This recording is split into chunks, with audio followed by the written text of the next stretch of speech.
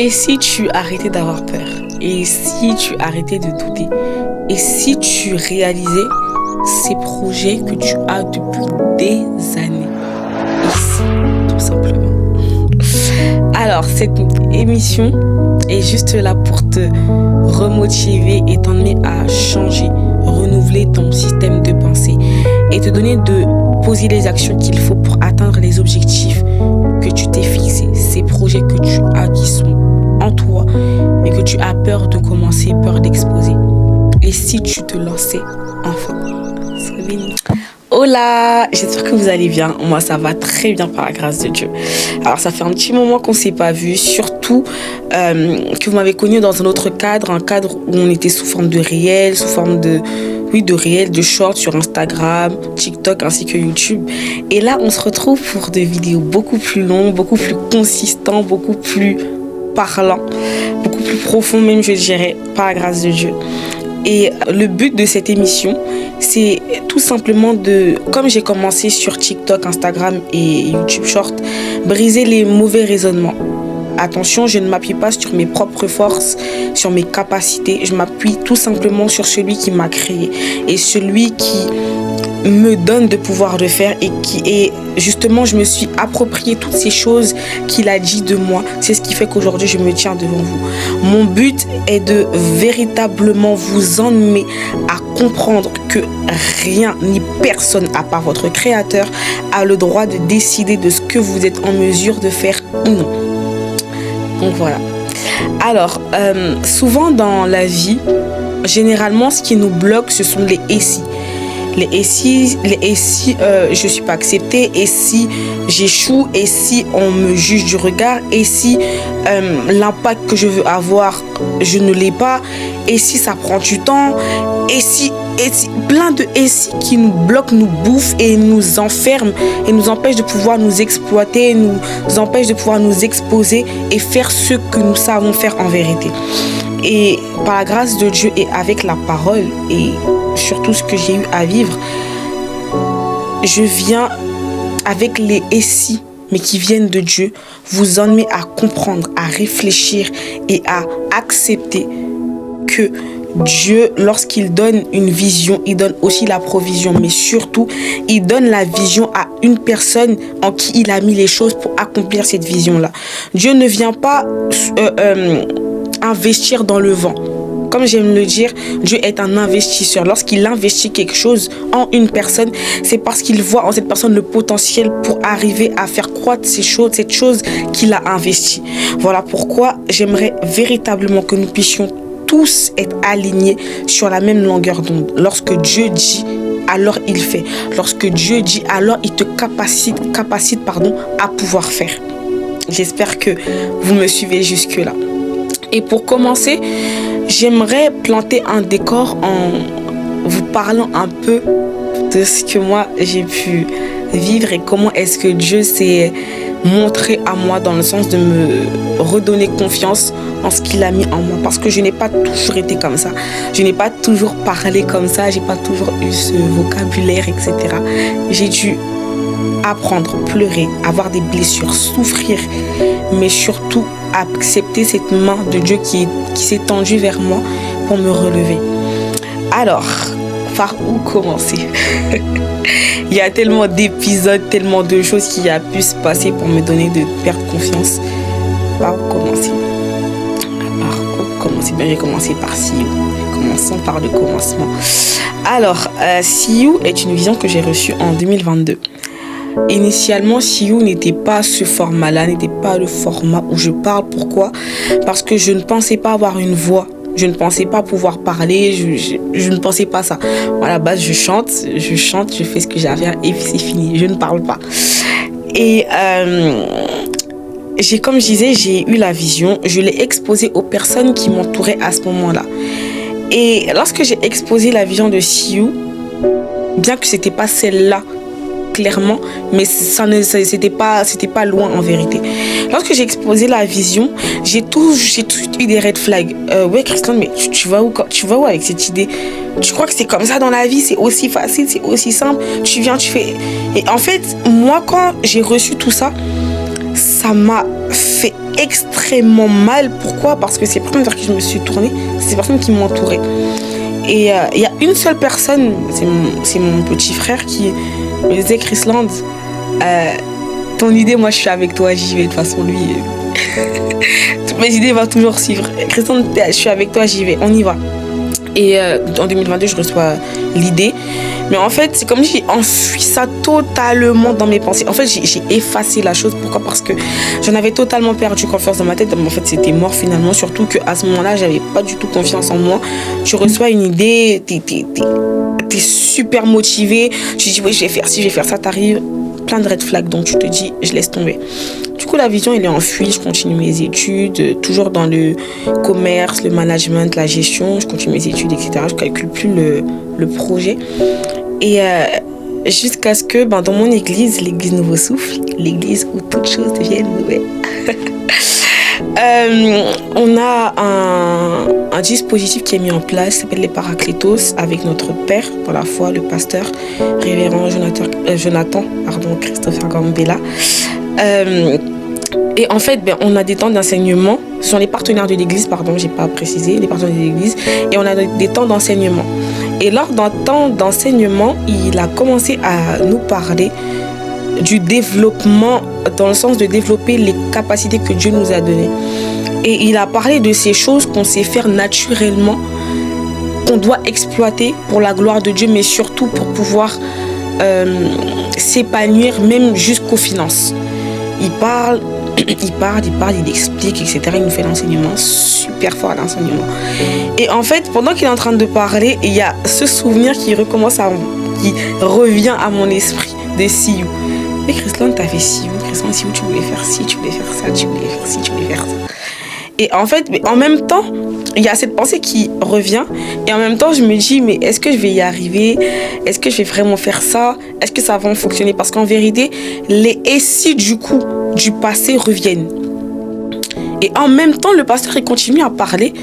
Et en fait, je me dis: mais en vrai, et si c'est Dieu qui me parle? Et si c'est Dieu qui me dit: Chrisland, lance-toi? Et si c'est Dieu qui veut vraiment que je fasse parce qu'il y a quelque chose à faire? Je continue à me poser des questions et tout. L'enseignement se termine. Et je vais prier pour dormir. Je prie le soir comme d'habitude. Et je parle à Dieu. Je parle même pas de si rien du tout. Mais toute la nuit, j'ai que ça dans la tête. See you, see you, see you. Mais en fait, du coup, je me dis: mais Seigneur, see you, c'est pourquoi faire? Qu'est-ce que ça veut dire? Pourquoi see you?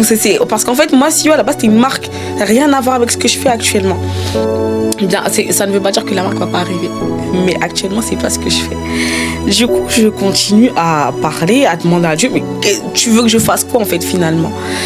Et il y a ce verset que le pasteur avait donné qui se trouve au psaume 84, le verset 5.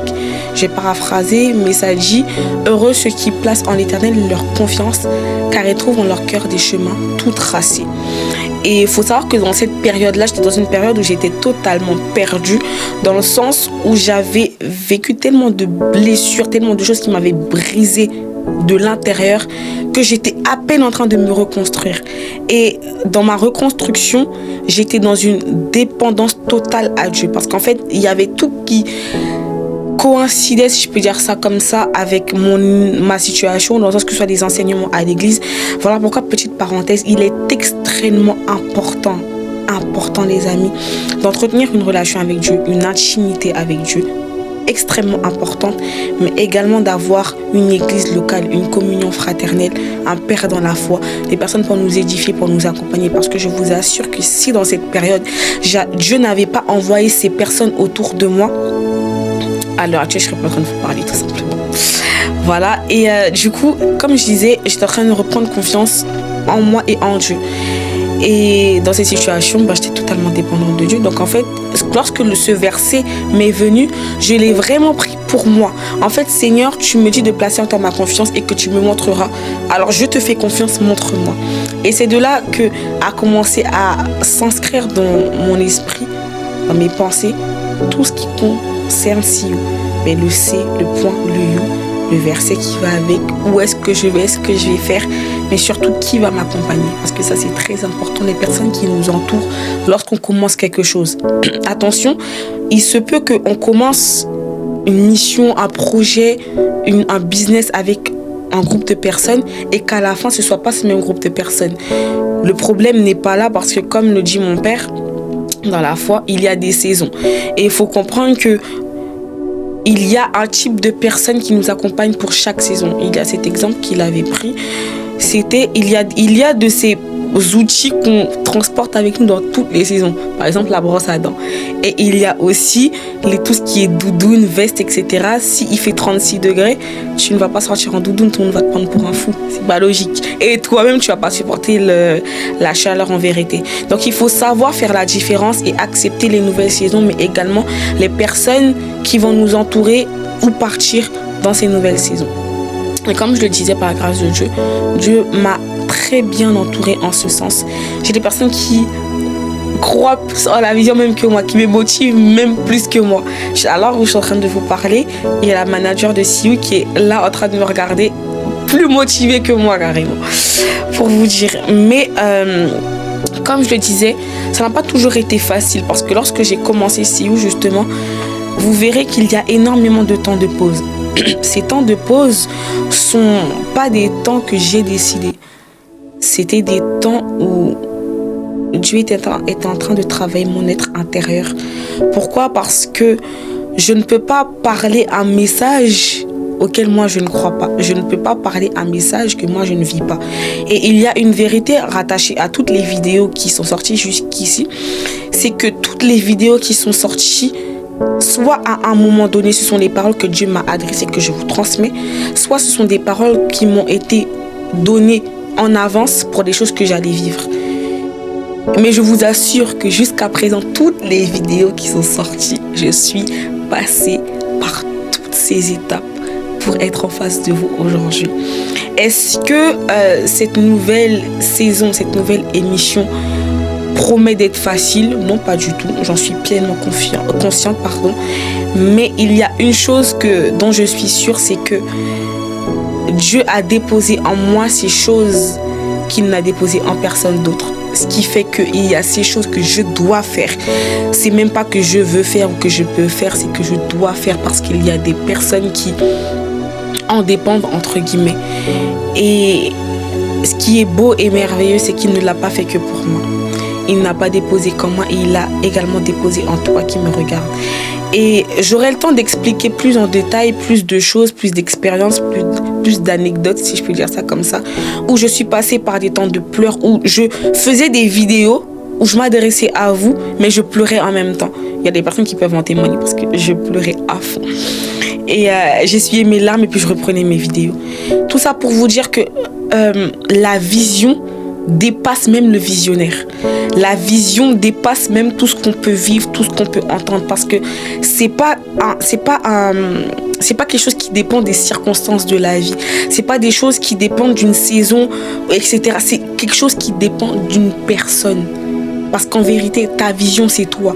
Lorsque tu reçois la vision, c'est parce que, encore une fois, tu as en toi les choses pour répondre à cette vision. C'est pas quelque chose qui te vient comme ça. C'est pas un rêve, tout simplement. C'est vrai, c'est véritablement quelque chose qui est rattaché à ta personnalité, à ce que Dieu a fait de toi. Et je ne le répéterai jamais assez. Tu n'es pas ce que tu as vécu. Tu n'es pas ce qu'on a dit de toi. Tu n'es pas ce que le regard des gens peuvent projeter. Tu es tout simplement ce que Dieu dit de toi, ce que ton Créateur dit de toi. Comme j'aime le dire, si on prend l'exemple d'un téléphone, d'un iPhone par exemple, personne, aucun autre opérateur, aucune autre structure ne peut mieux définir les paramètres de l'iPhone que Apple.